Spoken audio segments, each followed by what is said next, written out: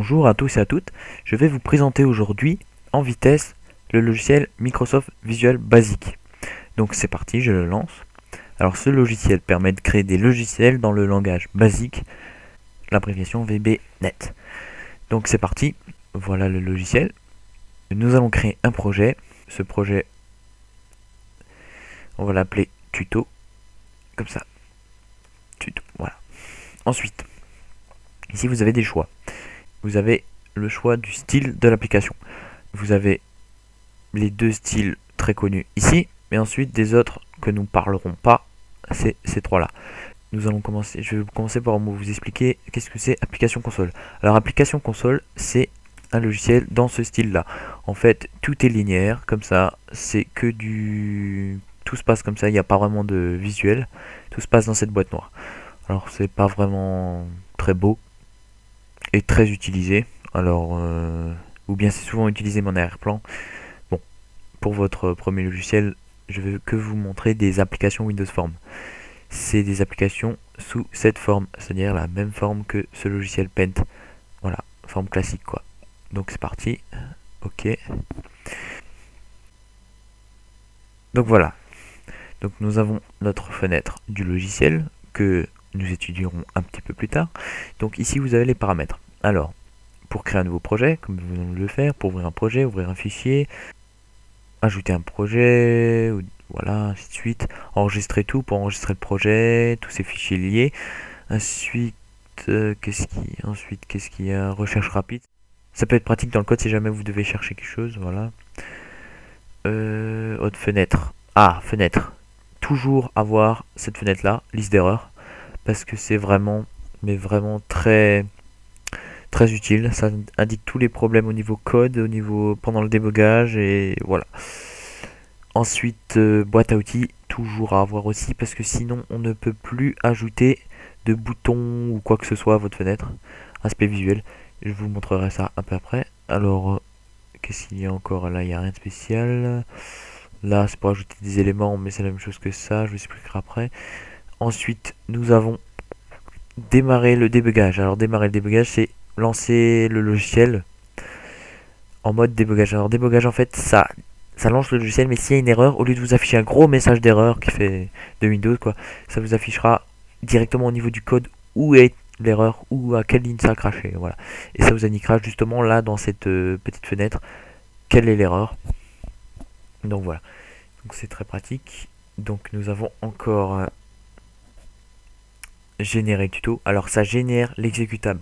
Alors pour ceux qui ne savent pas où il se trouve, l'exécutable se met toujours quand on fait générer dans le logiciel, le dossier tuto par exemple, bin release, il se met ici. Voilà, en exécutable. Voilà. Ensuite, qu'est-ce que nous avons? Nous avons pas détaillé. Alors ça c'est très utile quand vous avez des boucles, c'est-à-dire des conditions if, else. Si vous savez pas ce que c'est, on en parlera un peu plus tard, mais ça vous serait très pratique pour exécuter le programme ligne par ligne. Chaque fois que vous cliquez, il avancera d'une ligne, ainsi de suite.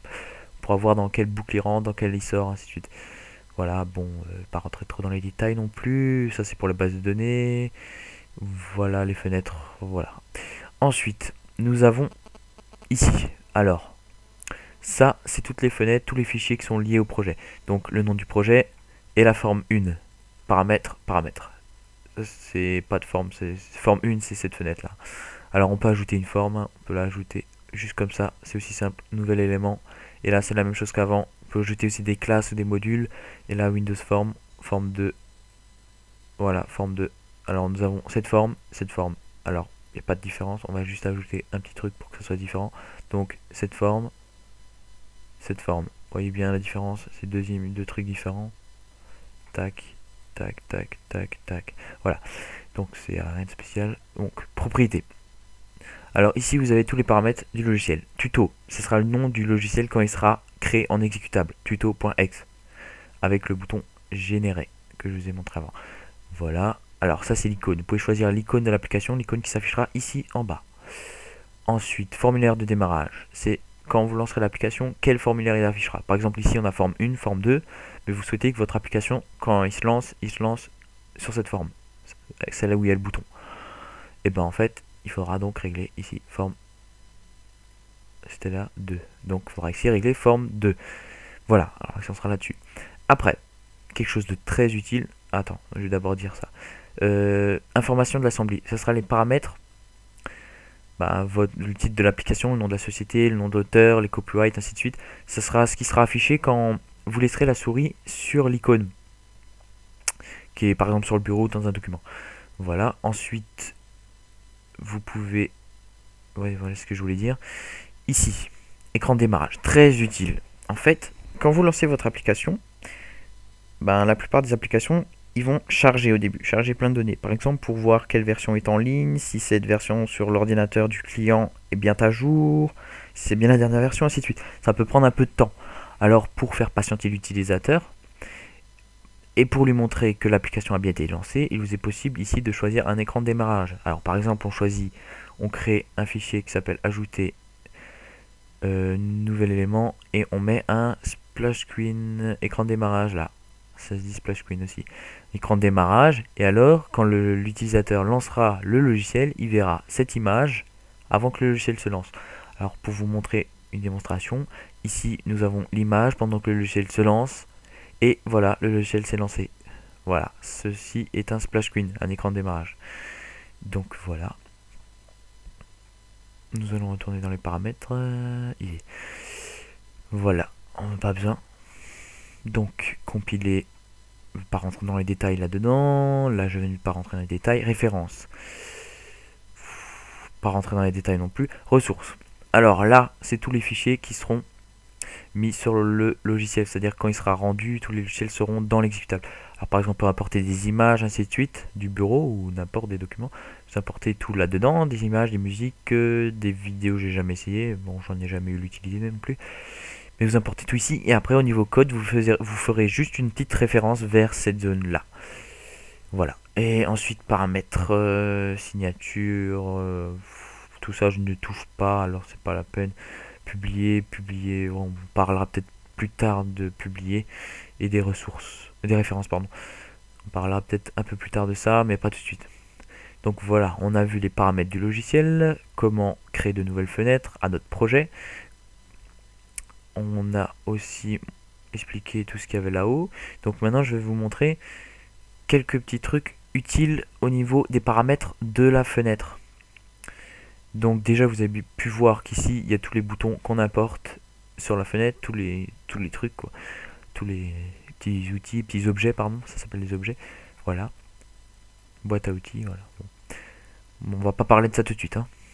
Voilà, donc ici, après avoir cliqué une fois sur la fenêtre, pas deux fois sinon ça vous ouvre ceci.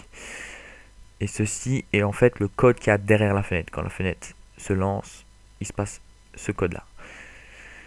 Bon, pour le moment, on ne touche pas à ça. Je vais juste vous expliquer le visuel pour le moment. Donc, c'est parti. C'est une fois sur la fenêtre et c'est ici. Donc, on peut modifier le nom name. Alors, ne modifiez pas ceci si vous voulez modifier le nom qui s'affiche là. Name signifie en fait le nom raccourci qui sera utilisé au niveau du code. C'est-à-dire qu'au niveau du code, votre fenêtre peut s'appeler X1 alors que visuellement les utilisateurs verront forme 1. Voilà, donc on va laisser ça d'origine. Donc vous pouvez aussi modifier quelques petits trucs comme ça. Ça sera un spécial. Ça je vous laisserai découvrir. Je vais pas j'utilise pas vraiment ce truc là. Donc on peut changer la couleur du fond, comme vous pouvez le voir ici, voilà. On peut changer la couleur, mettre cette couleur là. On peut aussi importer une image, importer de votre ordinateur et la mettre en image de fond. Ensuite, si jamais vous importez une image, vous pouvez la paramétrer ici. Donc vous pouvez la centrer, l'étirer ou zoomer dessus. C'est les mêmes paramètres que l'arrière-plan de Windows, le bureau quoi. Ensuite, vous pouvez mettre un bouton, ça on en parlera plus tard, rien de spécial. Le curseur par défaut, on peut modifier aussi le curseur par défaut. Par exemple, je vais mettre celui-ci. Donc, je vais débugger l'application, comme je vous ai dit, pour le tester. Donc, vous pouvez voir, ah oui, comme je vous ai dit, j'ai mis forme 2. Donc, regardez, on va le faire tout de suite, paramètres, propriété, pardon. Ici, forme 1, j'ai dit. Et voilà, ça devrait marcher. Et voilà. Donc vous voyez bien, la souris, c'est pas celle d'origine. Donc voilà. Vous pouvez aussi, ah oui, vous avez bien vu que quand je lance le logiciel, la fenêtre se trouve ici. Alors vous pouvez la modifier et la régler pour qu'elle démarre center screen, au centre de l'écran quoi. Regardez, voilà, maintenant elle est au centre. Les utilisateurs pourront toujours bouger la fenêtre, mais par contre, au moment où il démarrera le logiciel, la fenêtre sera bien centrée. Voilà, après c'est à vous de choisir vos paramètres. Donc est-ce que j'ai sauté quelque chose? Oui, j'ai sauté pas mal de choses. Donc c'est parti, on descend encore. Curseur, no, c'est ce que j'ai fait. Alors on peut régler par exemple ceci. Là, scisable. Est-ce que la fenêtre ressemble à cette fenêtre là? Ou bien c'est une fenêtre classique, c'est-à-dire que il n'y a rien autour. On peut même pas la tourner, la bouger, rien. Regardez, c'est vraiment... Ce genre de fenêtre est utilisé surtout en plein écran, pour pas qu'il y ait de bord autour. Voilà. Donc sinon il y a forme fixed 3D, fixed comme ça, voilà. Bon, on va mettre celle-là qui était d'origine, celle-ci. Voilà, ensuite vous pouvez choisir un icône. Donc cette icône c'est aussi à importer de l'ordinateur, un fichier .eco. Voilà.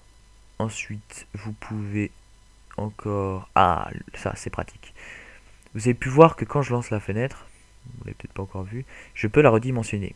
Alors c'est très gênant si vous avez des boutons, ou si vous avez des images, ou n'importe quoi, une image l'arrière-plan il va s'étirer, ça va faire des pixels tout moches. Ou bien les boutons carrément, quand vous allez réduire, ils vont sortir de la zone, on les verra même plus. Ou inversement, si vous avez un bouton caché, il s'affichera.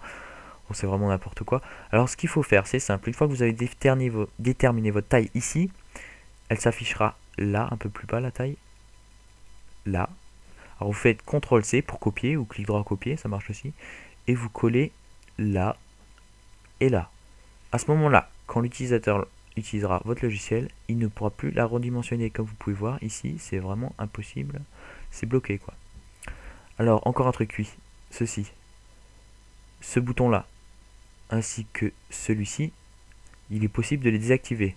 Comment? C'est simplement ici, minimise, désactiver pour réduire et maximise pour agrandir, désactiver. À ce moment-là, vous pouvez voir qu'il n'y a plus que ce bouton ici pour fermer l'application. Ça peut être utile aussi. Donc là j'ai tout fait. Locked, ça n'a pas d'effet sur une fenêtre, c'est surtout utilisé sur les boutons. Opacity, c'est la transparence. Vous réduisez l'opacity par exemple 10, 20, 30% pour que l'image, pour que la fenêtre soit presque transparente. Ensuite, show icon, c'est pour cacher l'icône qui est en haut à gauche de la fenêtre. True, vous avez bien vu, elle est cachée.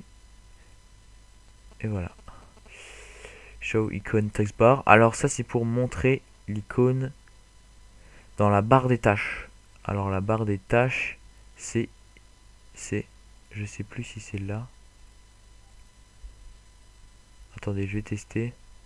Show icon, ouais, c'est bien l'icône qui s'affiche ici. C'est pour cacher l'icône qui s'affiche là. Voilà. Donc ensuite, nous avons le center screen, je vous ai parlé avant, et le form 1, celui-ci texte. Alors celui-ci modifiera non pas le raccourci niveau code, comme je vous ai dit avant, mais vraiment le nom, c'est-à-dire mon logiciel, et voilà, mon logiciel. Le titre c'est bien modifié. Et voilà, je vous ai dit un peu tout.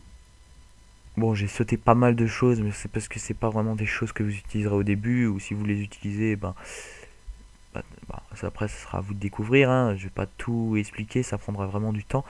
Mais voilà, je vous ai dit principal. Donc, comme vous pouvez voir, nous avons une fenêtre. Je vous ai expliqué comment régler quelques paramètres, niveau visuel, comment importer des objets, et quelques petits trucs au niveau des boutons là-haut que vous pouvez voir. Alors là, c'est le débugger, c'est le raccourci au lieu de faire débugger, démarrer le débugage, vous pouvez appuyer là-dessus. Et là, c'est le raccourci pour les pas détaillés, ce que je vous ai dit avant ici. Voilà, sinon il n'y a rien de spécial, ça vous ne toucherez pas vraiment, je pense. C'est pour la barre liste des erreurs, voilà. Bon, voilà. On va enregistrer ceci. Alors, enregistrez tout. Définissez sur votre ordinateur, je vais mettre le bureau. Voilà, enregistré. C'est enregistré sur le bureau. Nous avons ici tuto. Donc comme je vous ai dit, tuto, bin, release. Et ça se trouvera ici, l'exécutable. Bon, voilà, j'espère que ce tuto vous aura été un petit peu utile au moins, parce que je sais que je n'ai pas tout détaillé, je n'ai pas tout dit, mais je dirai un peu plus dans mes prochaines vidéos. Et voilà, à la prochaine dans ma future vidéo.